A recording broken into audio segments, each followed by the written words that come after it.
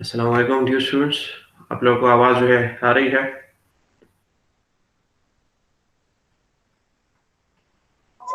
जी sir, आ रही है। Okay, तो स्टार्ट करते हैं हम आज का हमारा लेक्चर। मैं प्रेजेंटिंग जो है स्टार्ट कर रहा हूँ। काइंडली आप लोग जो है प्रेजेंटिंग ना करें। ओके। मोहम्मद सलीम, आपका कोई क्वेश्चन है?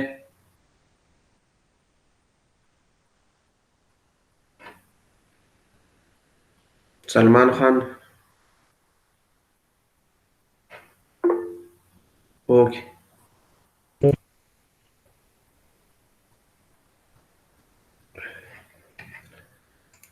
स्क्रीन आप लोगों के साथ जो है शेयर हो रही है? यस सर, हो रही है। काइंडली अपने माइक जो है ऑफ कर ले सारे।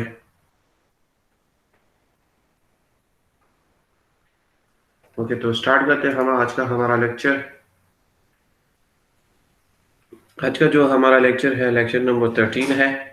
और आज के लेक्चर में हम जो है वही जो हमारा कल वाला लेक्चर था, forces acting on gravity dam, उसको जो है हम कंटिन्यू करेंगे। वेट ऑफ डैम के बारे में हमने पढ़ लिया था। नेक्स्ट जो हमारा फोर्स है या प्रेशर है वो है हमारा वाटर प्रेशर। इसको हम रिजर्वायर या टेल वाटर लोड्स भी जो है कहते हैं। यानी कि जब हम डैम कंस्ट्रक्ट करते हैं पानी को जो है रोकने के लिए, जब हम डैम कंस्ट्रक्ट करते हैं तो हमारे पास जो है अपस्ट्रीम साइड के ऊपर हमारे पास जो है रिजर्वायर जो है वो आ जाता है। तो वो रिजर्वायर जो है इस डैम के ऊपर जो है प्रेशर जो है अप्लाई करता है। सिमिलरली जो डाउनस्ट्रीम साइड के ऊपर जो वाटर होता है उसको हम टेल वाटर कहते हैं। तो वो वाटर भी जो है कुछ ना कुछ प्रेशर जो है अप्लाई करता है। तो इन प्रेशर को जो है हम किस तरह कैलकुलेट करेंगे? Water pressure on the upstream phase is the main destabilizing or overturning force acting on a gravity dam। हमारे पास जो वाटर प्रेशर है अपस्ट्रीम साइड के ऊपर, जो अपस्ट्रीम साइड वाली जो फेस है, ठीक है, तो उसके ऊपर हमारे पास जो वाटर प्रेशर है, ठीक है, तो वो मेन जो है हमारे पास मेन डिस्टेबलाइजिंग फोर्स है। यानी कि जब हम डैम कंस्ट्रक्ट करते हैं और उसकी वजह से हमारे पास जो है वाटर जो है स्टोर होता है, तो वो वाटर जो प्रेशर जो है अप्लाई करता है, तो वो हमारे पास जो है मेन डिस्टेबलाइजिंग फोर्स होता है, जो कि हमारा जो स्ट्रक्चर होता है, स्ट्रक्चर को जो है वो टर्न करने की कोशिश करता है। आह, पिछले लेक्चर में भी मैंने आपको बताया, काइंडली जो है विद इन दी टाइम आप लोग जो है मीटिंग के अंदर आ जाया करें, ठीक है।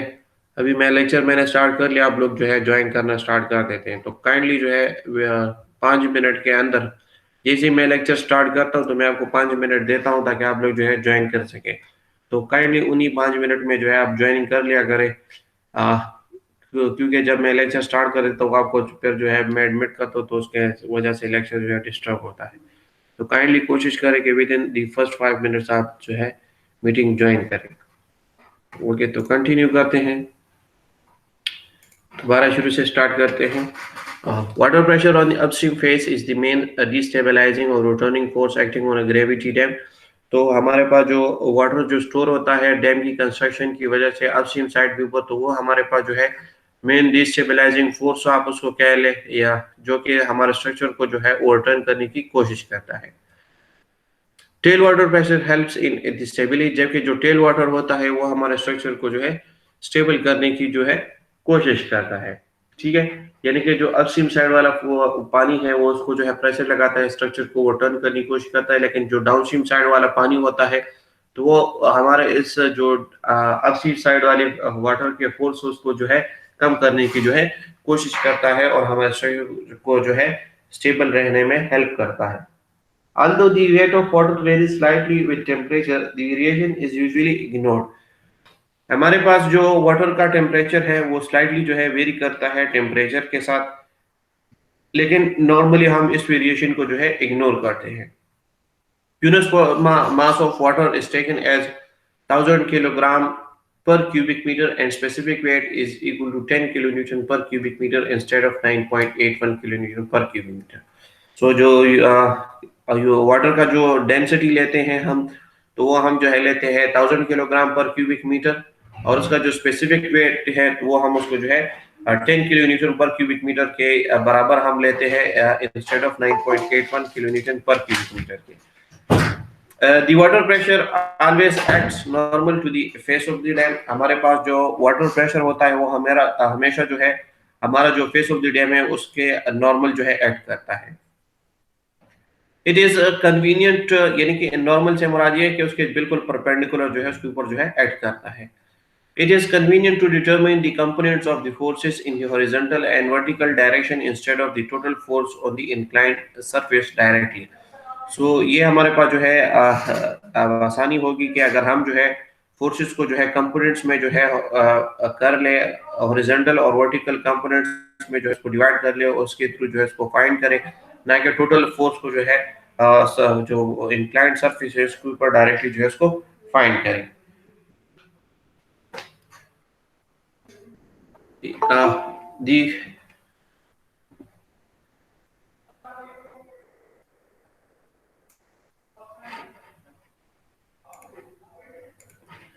वाटर प्रेशर जो है the water pressure intensity P, that is in kilonewton per square meter, varies linearly with the depth of water measured below the free surface, that is Y in meters, and is expressed as P is equal to gamma W Y।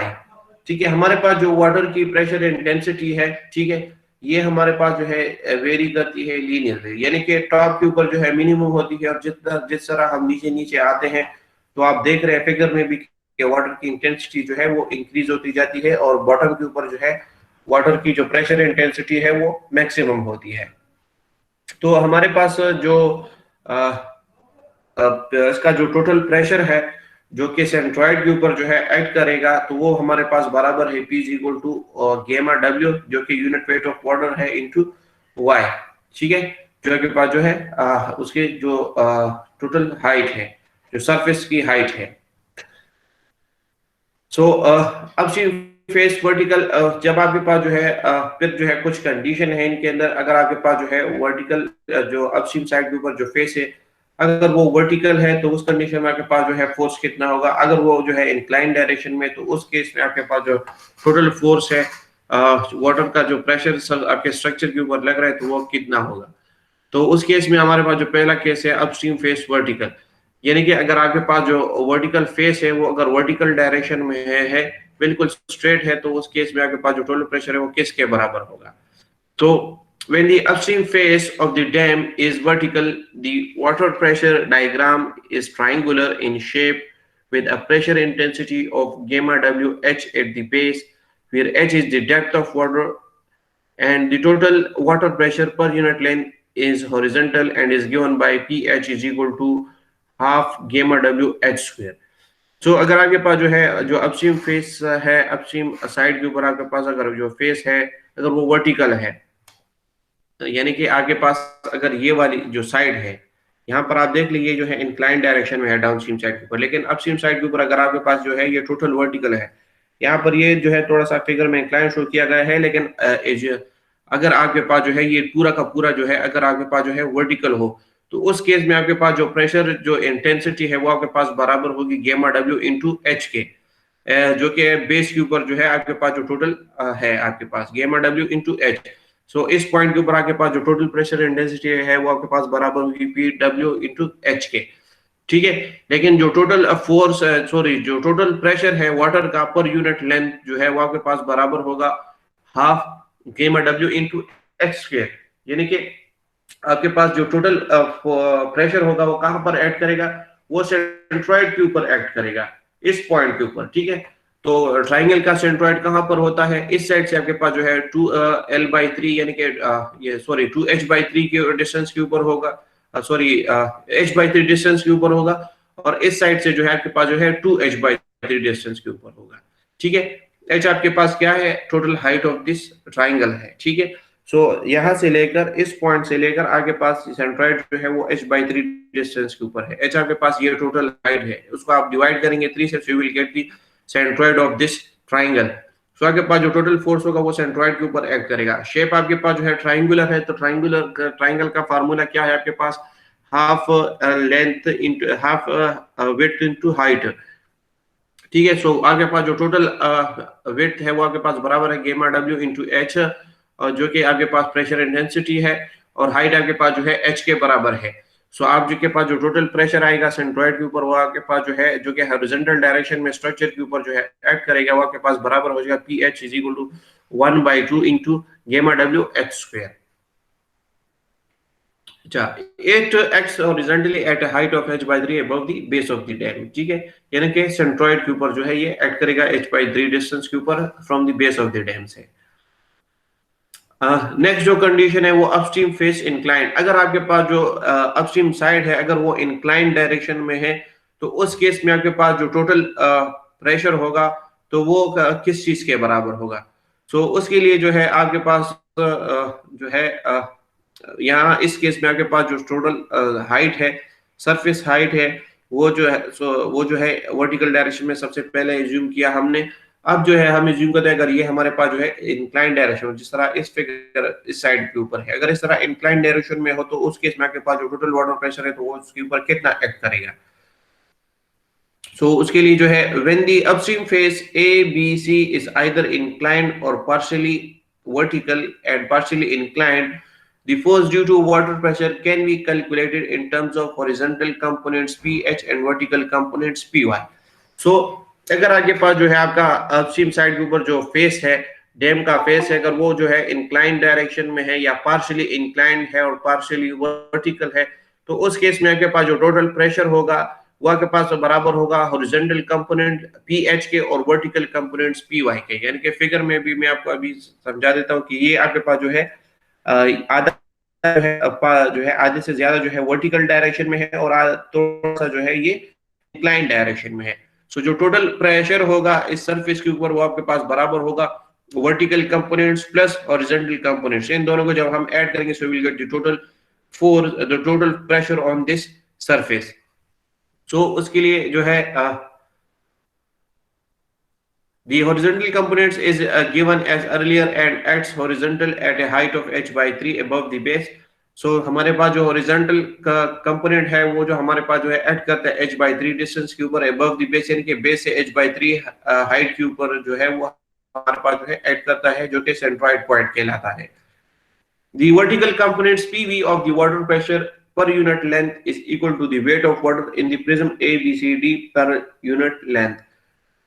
आपके पास जो vertical है वो आपके पास जो है बराबर है इस प्रिज्म के अंदर ए बी सी डी, ये जो आपको जो है जो प्रिज्म सा नजर आ रहा है तो इसके अंदर जो वाटर का वेट है तो आपके पास जो वर्टिकल फोर्स है वो इसके बराबर है। इसको जो है आपने जो है डिवाइड कर लेना है। ये जो है थोड़ा सा इरेगुलर शेप में है तो आप इसको जो है डिवाइड कर ले ट्राइंगल शेप में और रेक्टेंगल शेप में और इसका एरिया फाइंड कर ले पर यूनिट लेंथ, इसका जो है वेट फाइंड कर ले इससे आपके पास जो है प्रेशर आ जाएगा। for that for convenience the weight of water is found in two parts P1 and P2 by dividing the prism ABCD into a rectangle and BCDE and a triangle ABE। वही बात कि इनको आसानी के लिए उन्होंने क्या किया कि इसको जो है डिवाइड कर दिया रेक्टेंगल में, ठीक है, जो कि है BCDE और ट्राइंगल में ABE में। Thus the vertical components PV is equal to P1 plus P2 और आखिर में इन दोनों को जो है ऐड कर लिया P1 और P2 को, so you will get the total weight of water in BCDE and ABE। The lines of action of PV1 and PV2 will pass through the respective centroids of the rectangle and triangle। और ये जो PV1 है और PV2 है ये कहां से पास होंगे, ये अपने रिस्पेक्टिव सेंट्रॉइड से जो है पास होंगे। ये आपके पास जो है रेक्टेंगल है तो ये इसके सेंटर से जो है बिल्कुल पास होगा, ये आपके पास जो है ट्राइंगल है, ये इसके जो है इस साइड से जो है एच जो आपके पास ये जो डिस्टेंस है, ठीक है, इसके इसको जो आप डिवाइड करेंगे 3 से तो यहाँ से यहाँ तक जो आपके पास जो डिस्टेंस आएगा तो इस पॉइंट के ऊपर इसका जो है तकरीबन सेंट्रॉइड इस पॉइंट के ऊपर आता है, ठीक है। उसके बाद पॉइंट के ऊपर जो है ये एक्ट करेगा। इस तरीके से आपने जो है दोनों को जो है वर्टिकल और हॉरिजॉन्टल को जो है आपने जो है इस फॉर्मूले से फाइंड कर लेना है और वर्टिकल फोर्सेस को फाइंड करने के लिए आपने जो है इनको जो है प्रिज्म इसको जो है सेक्शंस में डिवाइड कर लेना है, हॉरिजॉन्टल और रेक्टेंगुलर और ट्रायंगुलर शेप में इसको डिवाइड कर लेना है और उसका जो वेट है वाटर का इन सेक्शन में वो आपने जो है फाइंड कर लेना है और आखिर में दोनों को जो है ऐड कर लेना है। उसके बाद जो अगला जो फोर्स है प्रेशर है वो हमारे पास जो है अपलिफ्ट प्रेशर है। Water has a tendency to seep through the pores and fissures of the material in the body of the dam and foundation material and through the joints between the body of the dam and its foundation at the base. The seeping water exerts pressure. So हम पहले भी पढ़ चुके हैं, हमारे पास जब हम कोई भी हाइड्रोलिक स्ट्रक्चर कंस्ट्रक्ट करते हैं अक्रॉस द रिवर, तो कुछ वक्त के बाद जो है हम बीनीथ दी जो स्ट्रक्चर है वहां से हमारे पास जो है सीपेज जो है स्टार्ट हो जाती है। तो वो सीपेज जो है क्या करती है, हमारे स्ट्रक्चर के ऊपर जो है प्रेशर जो है एग्जर्ट करती है, जिसको हम जो है अपलिफ्ट प्रेशर कहते हैं। The uplift pressure is defined as the upward pressure of the water as it flows और seeps through the body of the dam और इट्स फाउंडेशन। सो हमारे पास अपलिफ्ट प्रेशर क्या है कि वो वाटर जो बीनीथ द स्ट्रक्चर जो है हमारे स्ट्रक्चर के नीचे से जो है सीप करती है, और उसकी वजह से हमारे स्ट्रक्चर के ऊपर जो अपलिफ्ट प्रेशर लग रहा होता है उसको हम जो है अपलिफ्ट प्रेशर कहते हैं। अपवर्ड डायरेक्शन में जो प्रेशर लग रहा होता है उसको हम अपलिफ्ट प्रेशर कहते हैं। A portion of the weight of the dam will be supported on the upward pressure of water. Hence, net foundation reaction due to vertical force will reduce. कुछ पोर्शन ऑफ डैम जो है वो इस upward pressure को जो है अपने wait के हिसाब से उसको जो है सपोर्ट करता है, जिसकी वजह से हमारे पास जो net foundation reaction due to vertical force है वो रिड्यूस हो जाता है। The area over which the uplift pressure acts has been a question of investigation from the early part of this century. So area जो हमारे पास जो uplift pressure है ये हमारे पास जो है point of investigation है, ठीक है, जिसको हम जो है आज भी जो है हम इसको जो है स्टडी करते हैं, इसके ऊपर जो है रिसर्च करते हैं। One school of thought recommends that a value of 1/3 to 2/3 of the area should be considered as effective over which the uplift acts. एक स्कूल ऑफ थॉट है जो कि रिकमेंड करता है कि हमारे पास जो वैल्यू है 1/3 to 2/3 जो आगे पास जो वैल्यू है एरिया का वो आगे पास जो है कंसिडर होना चाहिए, इफेक्टिव कंसिडर होना चाहिए ओवर विच द अपलिफ्ट, जहां पर आगे पास जो अपलिफ्ट प्रेशर जो है एक्ट करता है। The second school of thought recommend that the effective area may be taken approximately equal to the total area, जबकि जो सेकंड स्कूल ऑफ थॉट है वो रिकमेंड करता है कि हमारे पास जो इफेक्टिव एरिया है उसको अप्रोक्सीमेटली आप जो है टोटल जो एरिया है उसके इक्वल लेंगे। कुछ कोड्स है, इंडियन कोड्स हैं, ठीक है, उन्होंने जो है इसको जो है किस तरीके से फाइंड किया है, उसके लिए कुछ कोड जो है उन्होंने प्रोवाइड किए कि किस तरीके से आप जो है अपलिफ्ट प्रेशर बेनीथ स्ट्रक्चर जो है वो फाइंड करेंगे।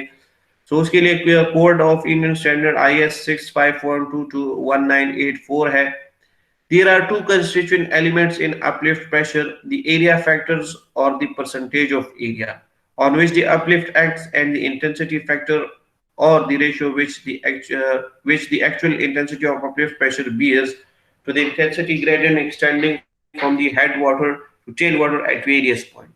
So हमारे पास जो है टू constituent elements है uplift pressure के, एक हमारे पास जो है एरिया फैक्टर है और परसेंटेज ऑफ एरिया फैक्टर है, जो कि अपलिफ्ट जो जिस पॉइंट के ऊपर अपलिफ्ट जो है इंटेंसिटी फैक्टर अपलिफ्ट प्रेशर जो है उस पॉइंट के ऊपर जो है एक्ट करता है। दूसरा हमारे पास जो है एक्चुअल इंटेंसिटी होती है, एक्चुअल आपके पास जो अपलिफ्ट प्रेशर होता है जिसको जो है आपका जो टेल वाटर प्रेशर है उसकी वजह से आपके पास आता है, ठीक है, और आपके पास जो है जो अपस्ट्रीम साइड के ऊपर आपके पास जो वाटर होता है उसकी वजह से आपके पास आता है। यानी कि एक साइड के ऊपर आपके पास जो है जो एक कंडीशन में आपके पास जो है सिर्फ आपके पास अपस्ट्रीम साइड की वजह से आपके पास जो अपलिफ्ट प्रेशर क्रिएट हो रहा है वो है, जबकि जो दूसरे कंडीशन में उसके अंदर आपके पास जो है टेल वाटर भी मौजूद है। सो उसकी वजह से जो है क्या जो उसकी कम्बिनेशन है, तो दो टाइप्स ऑफ कम्बिनेशन आपके पास आ जाती है। The total area should be considered as effective to account for uplift. Total area को आपने जो है consider करना है as effective for the account of uplift pressure in order to calculate the uplift pressure. The pressure gradient shall then be extending linearly to heads corresponding to reservoir level and tailwater level. So आगे पास जो pressure gradient है वो extend करेगा linearly from head to tail corresponding to the reservoir level and tailwater level. Second जो code है वो है Indian standard का IS 6512-1984 का। The case of drains holes, the uplift pressure at the line of drains exceeds the tailwater pressure by 1/3 the differential between the reservoir and tailwater heads. the pressure gradient shall be then be extended linearly to head corresponding to the reservoir level and tail water। ठीक है, ये आपके पास जो है दो sections है। ठीक है, एक में आप देख सकते हैं, एक के अंदर आपके पास जो है अपलिफ्ट प्रेशर डायग्राम है बिफोर क्रैकिंग। ठीक है, और दूसरा आपके पास जो है फाइनल अपलिफ्ट प्रेशर डायग्राम है फॉर क्रैक सेक्शन। ठीक है, ये आपके पास जो है अपलिफ्ट प्रेशर का डायग्राम है। ठीक है, आपके पास अगर टेल वाटर प्रेशर जो है मौजूद है तो उस केस में आपके पास जो इस साइड के ऊपर आपके पास जो टोटल प्रेशर इंटेंसिटी है स्टार्ट के अंदर वो आपके पास जो है मैक्सिमम होगी। ठीक है, और ऐसा ऐसा जो है हमने कोस्टला थ्योरी में भी हमने पढ़ा कि ऐसा ऐसा जो है ये प्रेशर इंटेंसिटी जो है सीपेज वाटर की वजह से जो आपके प्रेशर लेवल उसकी प्रेशर इंटेंसिटी ऐसा जो है कम होती जाती है। तो स्टार्ट के ऊपर इसकी प्रेशर इंटेंसिटी है जो है वो मैक्सिमम है, जबकि दूसरे साइड के ऊपर इसकी प्रेशर इंटेंसिटी जो है वो हमारे पास जो है कम होती जाती है। ठीक है, अगर आपके पास जो है आपका सेक्शन जो है अभी तक उसके अंदर कोई क्रैक्स वगैरह जो है डेवलप नहीं हुए तो उस केस में आपके पास जो पूरा का पूरा जो आपके पास जो डायग्राम बनता है वो इस कंडीशन के इस तरीके से जो है बनता है कि फर्स्ट आपके पास जो है मैक्सिमम आपके पास जो है अपलिफ्ट प्रेशर होगा स्टार्ट पॉइंट के ऊपर, जो कि क्रिएट करेगा आपके पास सीपेज वाटर, जहां से आपके पास जो है जहां पर आपने पानी जो है स्टोर किया, यानी कि अपस्ट्रीम साइड की तरफ से ये स्टार्ट करेगा। ठीक है, उस पॉइंट के ऊपर जो है मैक्सिमम होगा और ऐसा ऐसा ट्रेवल करके ये जो है कम होता जाएगा, जबकि एंड पॉइंट के ऊपर आपके पास जो प्रेशर इंटेंसिटी आएगी वो आपके पास जो है टेल वाटर की आएगी। टेल वाटर कौन सा वाटर होता है? जो कि डाउनस्ट्रीम साइड के ऊपर होता है। ठीक है, लेकिन अगर आपके सेक्शन के अंदर जो है क्रैक आ गया है, ठीक है, तो उस केस में आपके पास जो विड्थ है जो प्रेशर डायग्राम है वो तकरीबन जो है ट्रेपेजॉइडल शेप में तकरीबन आ जाता है, इस शेप में आ जाता है। ठीक है, सो अगर आप इसको जो है डिवाइड कर ले तो आप इसको के अंदर आपके पास जो है एक स्क्वायर आ जाएगा या रेक्टेंगल आ जाएगा और एक आपके पास जो है ट्रेपेजॉइडल शेप आ जाएगा। ठीक है, तो इस केस में आपके पास जो अपलिफ्ट प्रेशर है वो आपके पास जो है इंक्रीज हो गए, क्योंकि आपका जो स्ट्रक्चर है उसके अंदर क्रैक आ गया, उसकी जो इंटेंस प्रेशर एब्जॉर्बिंग कैपेसिटी या रेजिस्टिंग कैपेसिटी है वो डिक्रीज हो जाती है। एज ए रिजल्ट आपके पास जो अपलिफ्ट प्रेशर है वो इंक्रीज हो जाता है। In case of a crack, the uplift is assumed to be the reservoir pressure from the upstream phase and to the end of the crack, and from there to vary linearly to the tailwater or drain water. So अगर आपके पास जो है आपका section crack हुआ है, for example आपके पास इस पॉइंट के ऊपर आपका सेक्शन क्रेक हुआ है, तो स्टार्ट से लेकर वहां तक जहां तक आपका सेक्शन है तो वहां पर पूरा का पूरा आपके पास जो है मैक्सिमम टेलवाटर जो मैक्सिमम अपलिफ्ट प्रेशर है वो वहां से आएगा, जबकि जहां से क्रैक सेक्शन जो है खत्म होगा तो उसके बाद जो है वो लीनियरली जो है वेरी करेगा from maximum to minimum. In the absence of the line of drains and for the extreme loading condition, the uplift shall be taken as varying linearly from the appropriate reservoir water pressure at the upstream phase to the appropriate tailwater pressure at the downstream phase. Uplift pressure are not affected by earthquakes. So आपके पास जो earthquake है उसकी वजह से आपका जो total uplift pressure है वो इफेक्ट जो है नहीं होता। तो दोबारा इसको थोड़ा सा पढ़ लेते हैं या रिवाइज कर लेते हैं कि आपके पास फॉर एग्जांपल आपने जो है ये डैम कंस्ट्रक्ट किया है तो अपस्ट्रीम साइड के ऊपर आपके पास जो है रिजर्वायर वाटर होगा, जबकि डाउनस्ट्रीम साइड के ऊपर जो वाटर होगा उसका आप टेल वाटर कहेंगे। ठीक है, तो इस रिजर्वायर वाटर की वजह से बीनीथ द स्ट्रक्चर आपके स्ट्रक्चर के नीचे से जो है सीपेज वाटर जो है सीपिंग स्टार्ट कर देता है।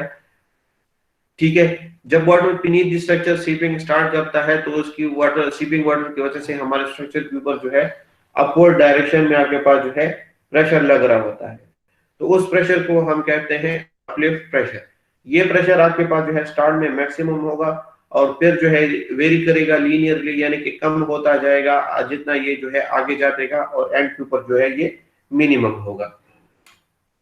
सो अगर आपके पास जो है अगर आपने जो है आपके स्ट्रक्चर के अंदर जो है कोई आपने जो है लाइन जो है अगर आपके स्ट्रक्चर के अंदर कोई क्रैक आ गया है, ठीक है, या क्रैक नहीं आया, पहले जो है क्रैक नहीं आया तो उसको पढ़ लेते हैं। अगर आपके स्ट्रक्चर के अंदर जो है इस अपलिफ्ट प्रेशर की वजह से जो है कोई क्रैक जो है प्रोड्यूस नहीं हुआ तो उस केस के अंदर आपके पास जो अपलिफ्ट प्रेशर होगा वो उसका जो शेप होगा वो इस शेप में होगा। कि आपके पास जो है स्टार्ट के अंदर मैक्सिमम होगा, फिर जो है लीनियरली वेरी करेगा और एंड के बाद क्यू पर आपके पास जो है मिनिमम होगा। लेकिन अगर आपके स्ट्रक्चर के अंदर जो है क्रैक आ गया है तो उस केस के अंदर आपके पास जो है स्टार्ट से लेकर जहां तक आपका क्रैक है वहां तक आपके पास जो अपलिफ्ट प्रेशर होगा वो मैक्सिमम होगा, जबकि जहां से क्रैक खत्म हो रहा है तो उस पॉइंट से फिर जो है ये लीनियरली वेरी करेगा, यानी कि ऐसा ऐसा कम होता जाएगा और एंड के ऊपर जो है ये मिनिमम हो जाएगा। सो यहाँ तक आपका जो लेक्चर है वो कंप्लीट हो गया है। अगर किसी का कोई क्वेश्चन है तो काइंडली पूछे। जी सुहेल अहमद।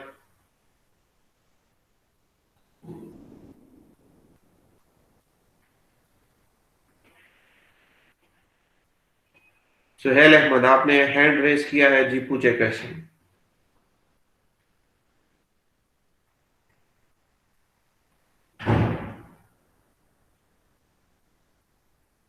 जी सुहेल अहमद। मोहसिन, आपको आवाज आ रही है आप लोग को? यस सर, आ रही है सर। अच्छा, कोई question? No sir, thank you sir. जी मोहम्मद सलीम आप पूछे, कोई क्वेश्चन है?